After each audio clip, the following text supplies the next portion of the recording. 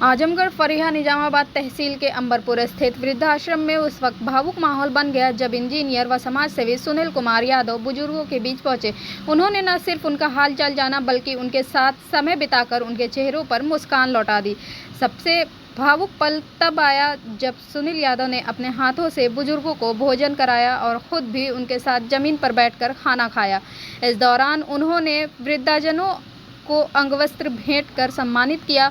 सुनील यादव ने कहा कि माता पिता की सेवा हर संतान का पहला कर्तव्य है और बढ़ते वृद्धाश्रम समाज के बदलते संस्कारों को दर्शाते हैं। उनका ये कदम क्षेत्र में चर्चा का विषय बना हुआ है और लोगों को इंसानियत का संदेश दे रहा है। इसी को उल्टा कर लीजिए कि आपके पैदा होने के बाद आपको छोड़ दिया होता है, क्या होता है, आप कहाँ भटक रहे हो, किस हाल में रहते हैं। आप आज इनको छोड़ पा रहे हैं इसलिए क्योंकि आपको ऐसा लगता है कि अब आप सक्षम हो गए हो और अब आपके जीवन में इनकी ज़रूरत नहीं है। वो जो सक्षम हुए हो आप, जिसकी वजह से आप ये फैसला ले पा रहे हो इनकी ज़रूरत नहीं है, उस सक्षम बनने लायक इन्होंने आपके साथ कंधा से कंधा मिलाकर अपना पसीना आपको इस लायक बनाया। तो ये नहीं होना चाहिए और जिस घर में भी वो हो रहा है, मैं तो दावे के साथ कह सकता हूँ घर की जो शिक्षा का स्तर है वो बढ़ता जा रहा है। दूसरी तरफ अनाथालय और वृद्धाश्रम भी बढ़ते जा रहे हैं, इसके क्या कारण हैं? नहीं, मैं इसको ना थोड़ा सा अलग कहूँगा। कुछ जगहों पे मतलब कुछ, जैसे मैं साउथ इंडिया की बात करूँ, साउथ इंडिया में कई सारे स्टेट्स हैं जहाँ पे वृद्धाश्रम की संख्या ज़्यादा नहीं है। वो बहुत कल्चरल लोग भी हैं, वो पढ़े लिखे लोग हैं, हमसे ज़्यादा पढ़े लिखे लोग। कुछ ऐसी जगहें हैं, कुछ एरिया ऐसा है जहाँ पे ऐसा ज़्यादा हो रहा है जो नहीं होना चाहिए।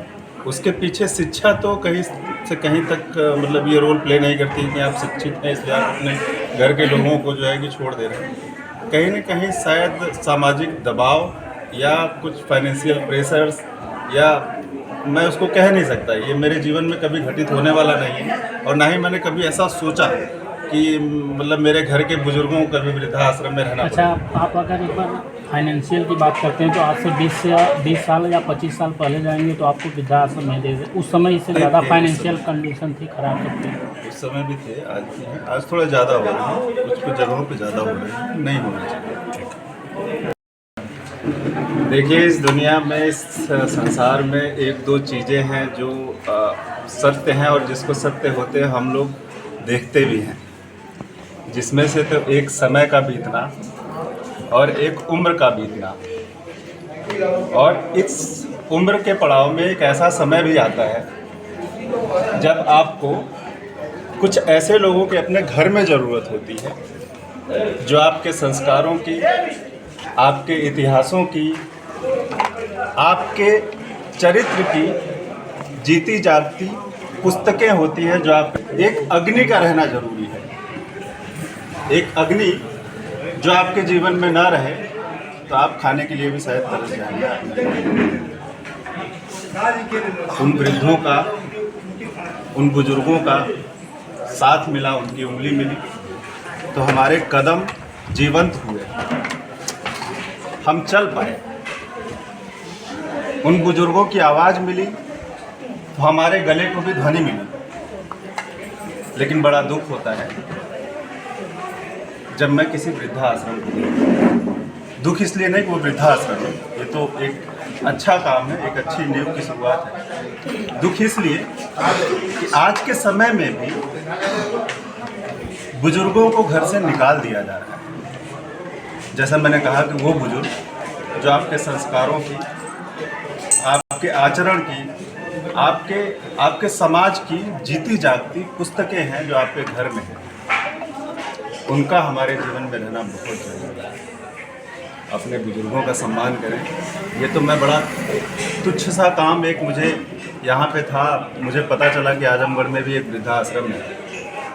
तब से मैंने ये कोशिश किया कि मैं कुछ समय पर आकर इनसे मिलता रहूं, आप लोगों को बुलाऊं ताकि आप लोग भी इस चीज़ को फैलाएं। इसलिए नहीं, इसलिए बल्कि मुझे देख अगर कोई एक आदमी भी अगर यहाँ पर आकर इनके साथ एक दिन भी बिता लेता है तो इन बुजुर्गों को ऐसा लगता है जैसे उनका बेटा उनके घर में आया हुआ है। इसमें से एक एक बुजुर्ग, एक एक माता, एक एक बाबा अपने बच्चे को खोजते हैं, जो भी इनको खाना खिलाता है, जो भी इनसे बातचीत कर लेता है, जो भी इनका हाल चाल पूछ लेता है, इनको वही अपना बेटा लगता है।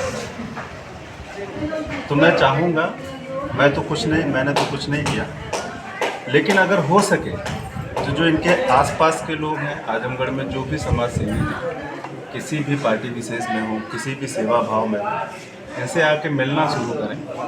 कम से कम साल में 2-3 बार तो निकालेंगे। और 365 से ज़्यादा तो कार्यकर्ता हमारे आजमगढ़ में है, समाज सेवा में है, जो कि समाज सेवा कर रहे हैं।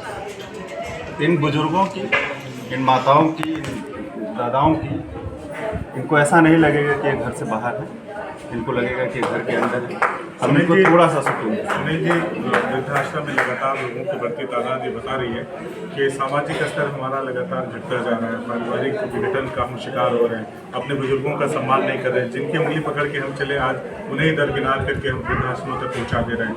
तो क्या कहना होगा आपका? मैं यही कहूँगा कि भैया देखो, जैसे मैंने कहा कि ये हमारा इतिहास और हमारे संस्कारों की जीती जागती पुस्तकें हैं जो आपके घर में हैं, और किसी भी समाज का, किसी भी बेहतर समाज का निर्माण नहीं हो सकता अगर इतिहास हमारे साथ नहीं है। तो अगर ऐसा कुछ मैं देख भी रहा हूँ, हो भी रहा है, ऐसा कुछ होने की संभावना पे तो मैं जाहिर कुछ नहीं कर सकता, ऐसा हो रहा है। तो ये बहुत गलत हो रहा है, ऐसा होना नहीं चाहिए, बिल्कुल नहीं होना चाहिए। आपकी कितनी सारी बातें हमने बचपन में भी सुना है कि एक बार बच्चा पूछता है कि पापा छाता का मतलब क्या है, छाता का मतलब क्या है, छाता का मतलब क्या है, 27 बार पूछता है, 28 बार पूछता है। वो 27-28 बार समझाता है अपने बच्चे को अपना, लेकिन वो बुजुर्ग हो जाता है तो उसका 2 बार का सवाल करना, 4 बार का सवाल करना, ये आपके लिए पीड़ा का सबब नहीं होना। ये आपको उस दिन की याद दिलाना चाहिए जब आप कुछ नहीं थे, और इनकी अपनी जिद की वजह से, मतलब अगर मैं एक इस चीज़ को उल्टा करके बोलता हूँ कि अगर वृद्ध होने